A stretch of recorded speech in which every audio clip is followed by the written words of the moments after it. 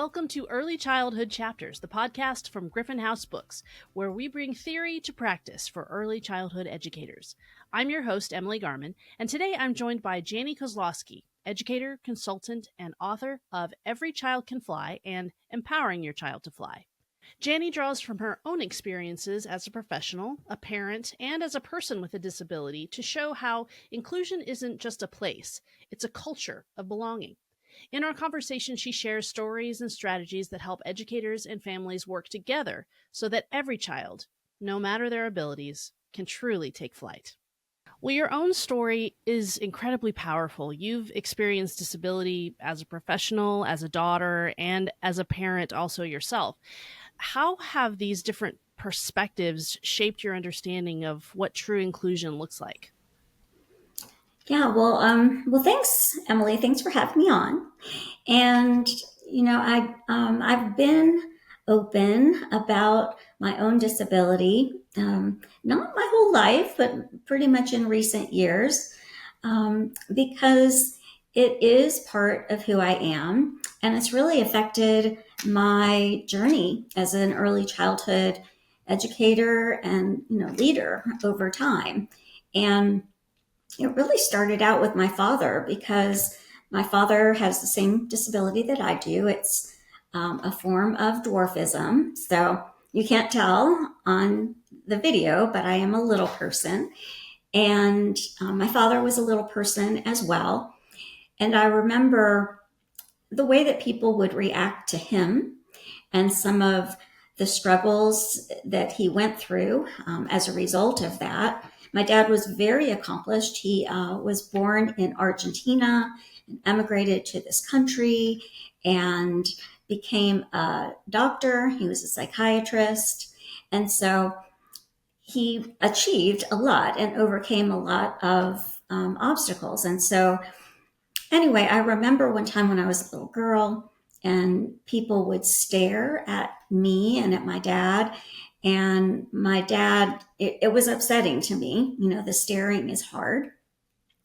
And my dad told me this story. He said, well, Jani, if you imagine that the world is like a field of flowers, and if you're looking out in the world and all you see are blue flowers, when you see a pink flower, what do? You look. And so it gave me, a different perspective on the staring, that I was really just a pink flower. And he really framed it for me in a very positive kind of way. And so it was a long process for me to come to terms with my disability and feel okay talking about it. When I became a mother and my son also has a disability, I knew that it was important for me to be okay with talking about it as well, just for his own benefit. And, over time, I learned from those experiences as a daughter and as a mom, and my own experiences in the world of early childhood, and really wanted to give that back to early childhood educators. And so I really wanted early childhood educators to feel competent and confident to serve every child, regardless of ability. And so, I find that stories are really powerful. And so I used those stories from my own life to share that information in the book, Every Child Can Fly. It helps people really understand that you get where they're coming from too. I think that's a big part of you. We remember stories and we connect through stories. Yes, absolutely. Whenever I do talks, I can always tell that people are glued into me, because sometimes people will take out their phones and start looking at their phones, but as soon as I tell a story, the phones go down and people are hooked. So that's how you know. That's how we know. And it's a real lesson to all of us that, that's how we connect as human beings. So powerful. So you've written 2 books for Griffin House, one for educators and one for parents. So what inspired you to create these companion resources, and how do they work together to support inclusion from both sides of a child's world, the home and the school? Yeah, that's a really good question. And, I was so grateful to have the experience of writing the book for educators, Every Child Can Fly. And I wanted it to be my own story, because I have a lot of parenting stories in that book. And so I didn't let my husband read it while it was, going through the process. So he never read the manuscript. I only let him read it once it was published in book form.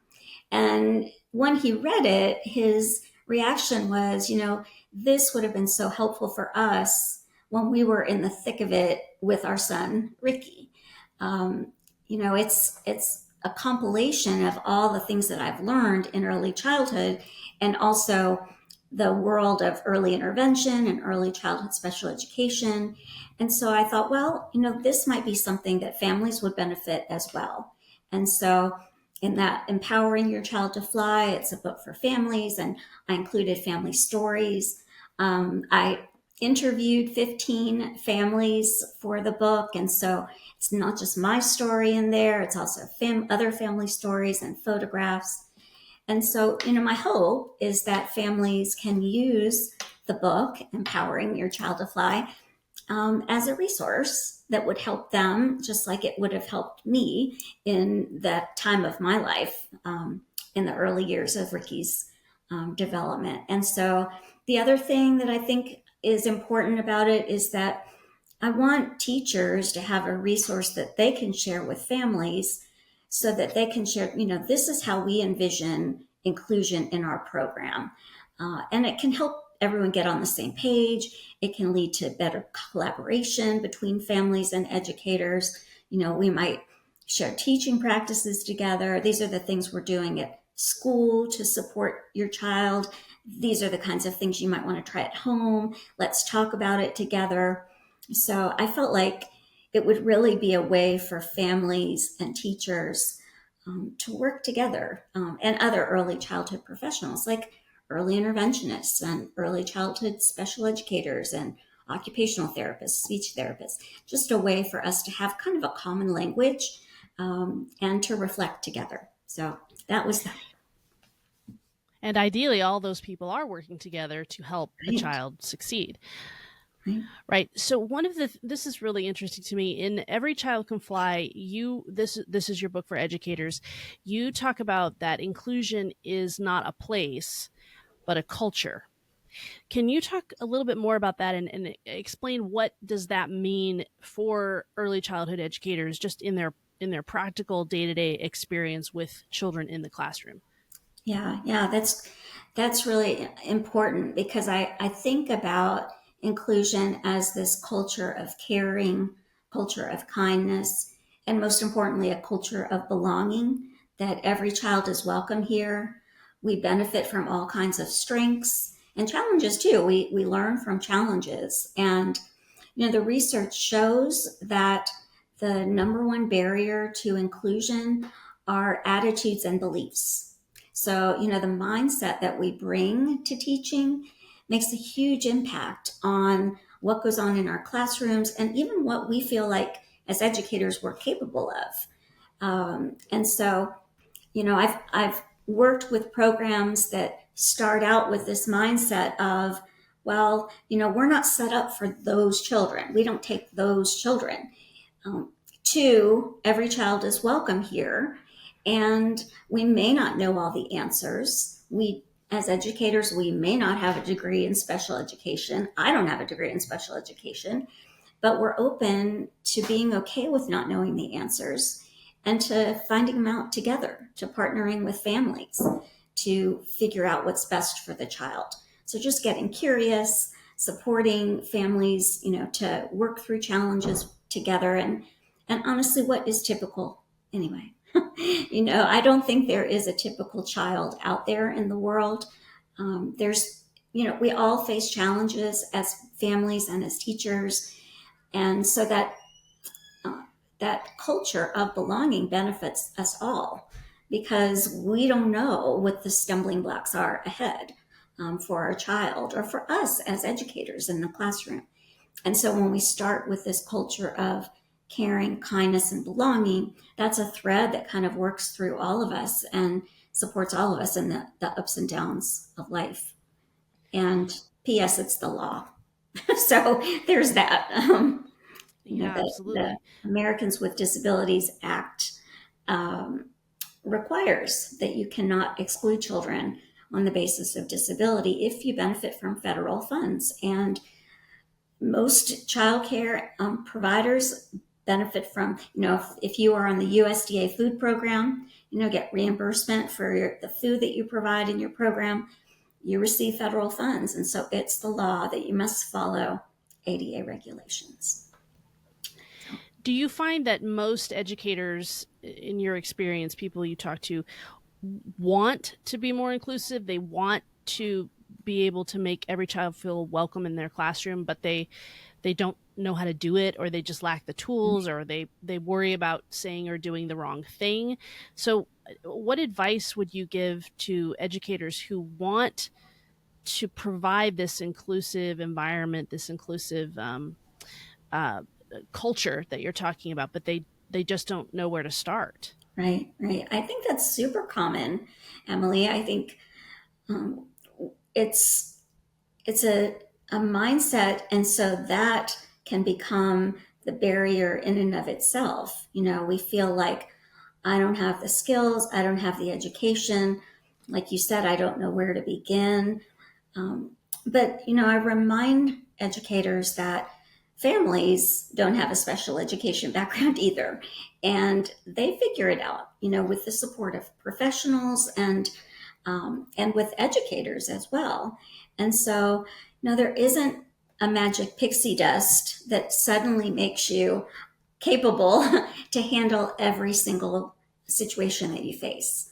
So it's about partnering with families. It's about partnering with our systems of support, early intervention specialists and early childhood special educators. Those resources can really support us to be able to be inclusive.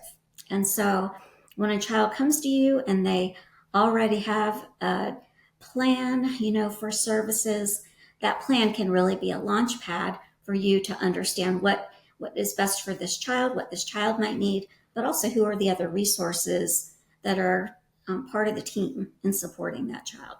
So, yeah.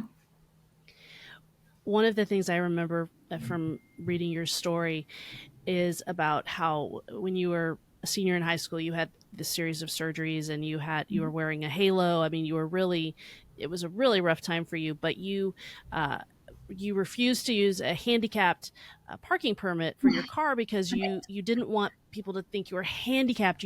Maybe you didn't feel comfortable with that phrase, or you didn't want to be identified in that way. And that makes me think about the question that I just asked about people not knowing what to say, and that language. I know myself, even, I don't want to say a wrong thing or an offensive thing. And so elaborate on what you talk about in the books about people first language, moving past labels, and really thinking about the language we use, and giving me some examples of that for our listeners. What does people first language sound like? How is that different? And I love that idea, people first language. It's the person that's the most important thing, not Right. whatever issue they have or condition.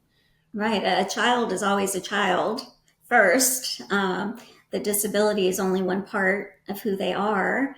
And, disability is not celebrated in our culture. It's just not. It is a part of us that is makes people marginalized. And so I think that's why, as a young adult, I didn't want to use the handicap sign. And it has taken me years, to see all of the beauty and amazing things that my disability brings to me as a person. And I didn't really have a choice. It's not going away. It is the first thing that people notice about me when they see me. Except on Zoom, which is kind of cool. but it's true, people see the disability first. And so I can understand why using phrases like special needs child, or these are the Down syndrome kids, those kinds of labels that some people use, I can understand where that comes from, but it can be very hurtful. A child with a disability is a better way to put it than a special needs child or even a disabled child. A child with spina bifida, putting the child first, that's what people first language is all about. That we use child with a disability as opposed to the other way around. Now, given this, and this is a strong preference for me, but I also feel like it's important for young children in particular because of the fact that they're still figuring out who they are. Preschoolers, they're still learning what the difference between a girl and a boy is and what different skin tones are all about. And, just differences in general are kind of the lesson of preschoolers. And so I know that there are a lot of people with autism that feel as though their autism is something that should be celebrated. It's something that makes them unique. It's a part of their personality that, they wouldn't be them without their autism. And I totally get that because I have over time come to feel that way about my own disability. That Jani that walks with a limp or Jani that's only 4'4" tall, that's who Jani is. So I totally get that. But I still cringe when I think about us calling a preschooler an autistic child because that preschooler is a preschooler first. And maybe over time they will grow to adopt their disability as part of their identity. And that would be a term that they would cherish. But I think until they have this really, until they've reached this cognitive level of being able to think about themselves in that way, preschoolers are not self-reflective. They don't have the cognitive skills yet. So until the child is old enough to claim their own identity, I really believe that adults should not force it upon them, that we just are supportive about them completely, their disability and every other part that makes them who they are, and understanding that they won't be ready to assert their own identity until much later. And I just personally, if I had a teacher when I was in elementary school, even middle school or high school, if I had a teacher say to the class that Jani has dwarfism and isn't that great, I would have wanted to crawl under my desk because, as young children, we just want to fit in. We just want to belong. That belonging word comes again. So we show that with the language that we use as well. And, and also it's a personal thing. It's really, I share about my disability, but quite honestly, it's not really anyone's business, right? So I would hope that we would strive to see children as children first. What you said earlier too comes back to this: what is typical, what is normal anyway? Right. I mean, everyone has challenges and strengths and weaknesses in so many different ways, whether they're visible or not. And to move from typical to non-neurotypical, to move from that to they're just all children who are learning in different ways and Right. process information in different ways, and just the gifts that children of all kinds, from all different backgrounds, from all different children, can bring so much to the table, and different people. Right. And so I think that's really nice, a great way to think about it. And that's something that families can be part of too, obviously, when they're Right. bringing their child to school, helping the teacher, helping the other students see the strengths of their child. And that's got to be Right. so challenging as a parent too, because you just as you wanted to fit in as a child, you want your child to fit in and have good experiences. I wanted, maybe you could talk a little bit about your you mentioned in your book, obviously families play a really critical role in the success here, and they have to work together with educators as true partners. And one of the things that you talked about is how you sort of wanted to pave the way for your son and make sure that he had a smooth experience and that he didn't have a hard time with anything. But your husband was kind of like, he's capable. Let's let him learn and do things that he can on his own so that he can develop resiliency. And that's so hard. I'm a parent myself, and just I want to smooth the way for my child and make her life easy, but that isn't always helpful to her, you know. Yeah. So how do teachers and families work together to let that child grow, but also pave the way where it's needed? Yeah, And how do you yeah. know? It's a balance. I don't know that I have it figured out. I was a mama bear. I am a mama bear, very protective. Uh, didn't want my son to struggle or suffer in any way. I think that's just an instinct. Um, but it isn't always the best thing, and one of the other things about disability that's different from other types of so called identities or part of who we are is that disability can be situational and disability can be temporary. So, I think about my own son who has ADHD and sensory processing disorder.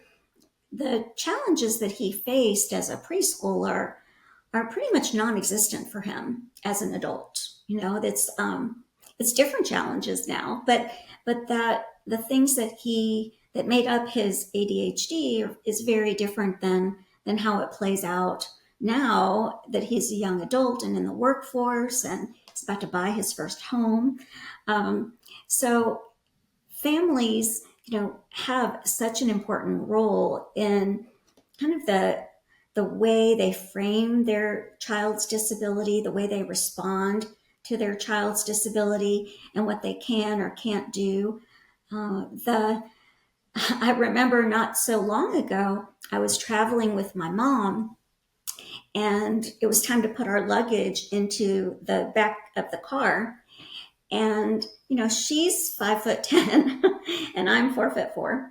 And so she just like automatically went to grab my suitcase and put it in the back of the car. And I had such a reaction to that. I was like, I can put my suitcase in the back of the car. But from her perspective, it looked like, the suitcase is almost as big as you, Jani. Let me do this. Let me help you. But it was a good reminder to me about why children should be given this opportunity to first try, and the way that we can do this together as with families and teachers is provide affirmations. First of all, families really do need support and affirmations. You're doing a good job, Mom. That can go a long way. Teachers need that too. Families can say, I'm so impressed with you as a teacher. I appreciate you. All of those things. But we can also think about the ways that the child is practicing new skills and how can we set up situations so the child is practicing those skills in school, but then also at home. And then we come together, we talk about what's working, what isn't working. So that's super important, and a way to connect. I think that goes hand in hand with what you talked about in the book with your husband, the high expectations, having high expectations of a child while still providing the supports that they need to succeed. And that's a delicate balance too. Yes. We in school, remember we studied Vygotsky and the zone of proximal development. That's for every child, you kind of give just enough support so that then they're able to do it on their own. I think about an infant, that if an infant is learning to reach and to grasp, we hold the spoon out just enough so that then the infant can reach and grasp the spoon on their own. And it's a concept that carries on throughout. And one of the moms that I interviewed for the Families book, Patricia Reedy, she has a daughter named Catherine. And the way she put it is that whenever a service professional would say to her, can Catherine do this? Can Catherine do that? Her response was always, I don't know. Let's try it. Let's see. So just avoiding those assumptions gives the child that chance to figure out for themselves what they're capable for, because when we make assumptions that they can't do it based on X, Y, or Z, they can internalize that. And so they might internalize a sense of, I'm not capable. And I think about how it is with math and a lot of early childhood educators. I've heard from so many educators of, oh, I can't do math. And I think, well, what was it like when you were learning math? Was it hard at first and then you didn't persist because it was okay to say I'm not good at math? Or was there some other thing that happened that kind of made you internalize that sense of I'm not good at? So that's just an example of how you might think about it when you imagine what a child's perspective is on the high expectations and giving them a chance to grow and to show what they're capable of. The next thing I want to ask, I want to be really careful how I phrase this, because when I was growing up, things are really different. And the children with, they called them learning disabilities, were very much separated from typically developing children. And the idea was that they shouldn't be together because the teachers would have to spend more time or more resources with those children who needed more attention and more help, and that would take away from the normal kids. And I'm saying that with the Right. heavy quotations around it. And now we're I'm seeing an attitude in classrooms where the benefits of everybody learning together and being together in classrooms benefits everyone. It doesn't just benefit children with disabilities or learning differences. It benefits typically developing children as well. And that's such a shift to think about Right. how, and also the way that families of children of all abilities talk about other children, and creating that sense of belonging that will last the lifetime of children who are experiencing school in this way versus the way that I grew up. And and so I'm curious, the question there is, Yeah. how can these more inclusive learning environments and the practices that you're talking about make school better for everybody, for every Yeah. child? Yeah. Oh, and it's so true. It does. And the research supports that. We have decades of research on inclusion in early childhood in particular. And we know from the research that children with disabilities, when they're in an inclusive setting, have improved developmental outcomes, improved social skills, all across the domains of development. But what's really cool is that we see those same gains in all of the children in the classroom. We see those improved developmental outcomes in the children that don't have an IEP. We see greater levels of empathy. It's those social outcomes are improved, ability to make friends, those peer relationships, and it's if you think about it, it makes a lot of sense because when you teach something, you really know it. You have to when you're showing somebody how to do something, it confirms it in yourself. So, like we see younger siblings learn how to read much more quickly because they have an older sibling that's reading to them and showing them how.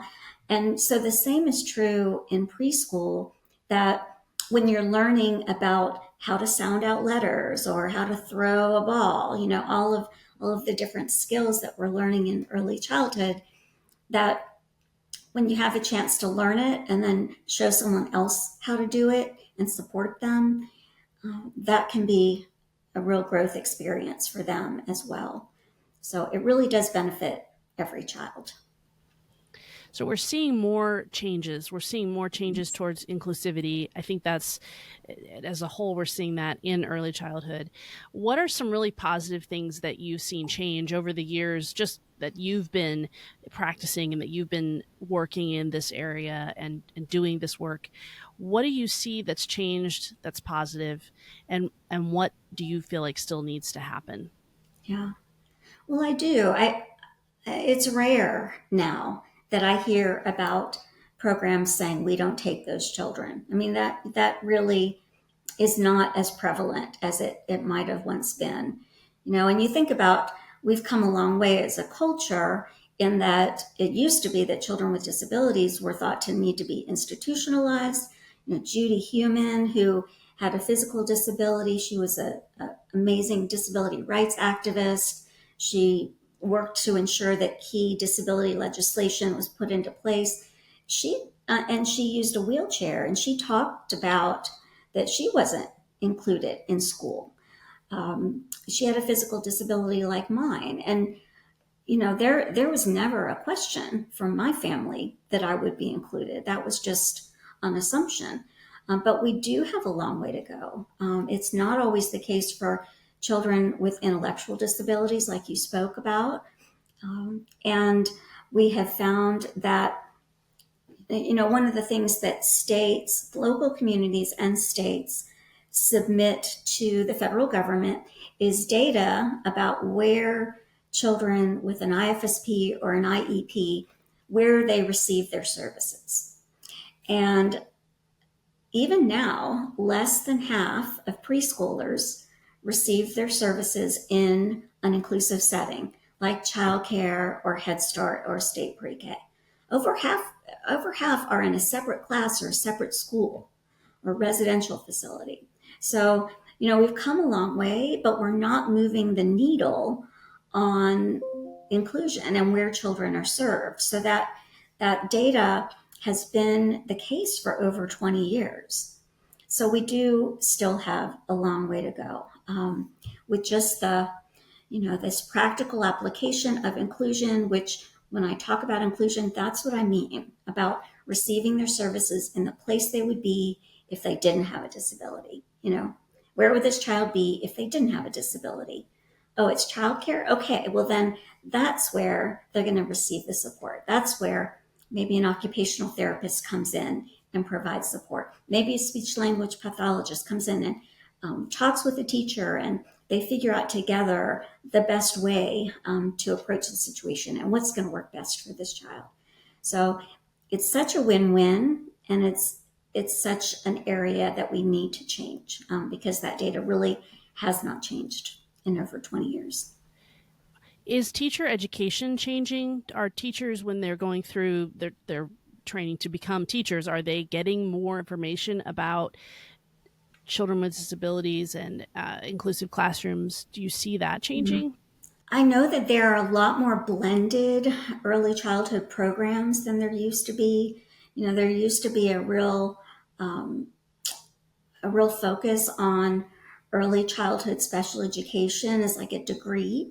And now teachers might get an early childhood degree with a concentration in special education or, additional classes. But higher ed has really worked hard to blend those programs because the child is a child first. And, and honestly, so many of the strategies that we use in early childhood special education are just good practice. They benefit every child. So yeah, I have seen some change there as well, but it's hard. It's a huge part of our system that we have these kind of separations. So it's going to take some time. The metaphor that you use that carries through both of your books, this idea that every child can fly, is so powerful and so hopeful. I love it. What does flying, the idea of flying, mean to you? It probably means a few different things. And how can all of us adults, so teachers, parents, and people who care for children, help every child take flight in their own way? Yeah. And honestly, that title came from an experience that I had where I saw this baby bird get snatched out of a nest by a hawk and wiggled and cried out and was too much trouble, and the hawk dropped the baby bird. And there was this whole thing that happened with the baby bird in the grass, and the mama bird came and tried to help, but she was like, I can't put you on my back and bring you back to the nest. And I watched all of this on my back porch, and that baby bird flew. And It was not really a typical kind of fly. It was a really wobbly fly, kind of a pitiful fly, not like you normally see other birds fly, but that baby bird flew. And I told that story to some early childhood friends, and they were like, "That's just like us. We're the ones that are down there on the ground. Those baby birds come to our classroom in all different kinds of ways. Some come in a supportive way, some come in kind of a traumatic way. They have different abilities and strengths, and eventually they all learn how to fly. And it might not be in the same way as other birds or in the same time frame, but they learn how to fly in their own time. And so it became this metaphor for me. And, I feel like when we think about children, and especially in those preschool years, they are at this really vulnerable state, and the families are at a very vulnerable state as well, because it's the beginning of school. And so they are figuring things out in the most, pure way in early childhood. And so if we have this frame of expecting competence, giving children a chance to try new things again and again, that we come to this work with a sense of curiosity and get creative to find out the supports that are needed, we can create this environment so that every child has this potential to learn and grow and fly, and that's really what inclusion is all about, that every child belongs, every child has strengths, every child can fly, just reaching our own best potential and getting a sense of what we're competent of, what our skills are, what our preferences are, what our strengths are, and how am I going to give that back to the world. That's really what it's all about. Thank you, Jani. It's been a real pleasure to have you here today with us on Early Childhood Chapters. Oh, thanks for the opportunity, Emily. It was great talking with you. That's it for this episode of Early Childhood Chapters. A huge thank you to Jani Kozlowski for sharing her insight and her powerful personal story. You can learn more in her Griffin House books, Every Child Can Fly and Empowering Your Child to Fly, both available now. If you enjoyed today's episode, please follow or subscribe wherever you listen to podcasts and leave us a review to help other educators and families find our show. Thanks for listening.